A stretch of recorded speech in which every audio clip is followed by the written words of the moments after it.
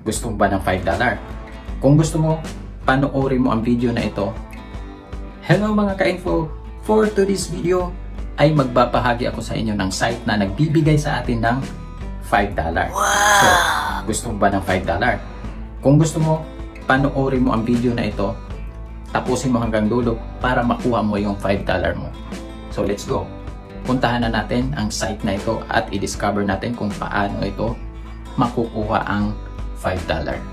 So, punta lang tayo sa ating browser, kahit anong browser mo dyan.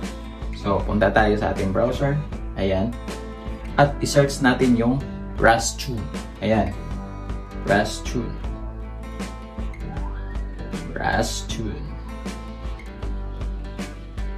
i-search natin yung rustune.com at yan ang lalabas, guys. Ayan, lalabas yung Rustune na yan at ang gagawin mo ay mag-sign up ka lang. So, click mo yung 3 dash dito sa upper left at i-click mo yung sign up. Ayan. Yan yung lalabas, sign up. Ha? Ilalagay mo lang yung pangalan mo. Ayan. Lalagay mo yung pangalan mo. At yung valid email address mo. Ganun lang kadali.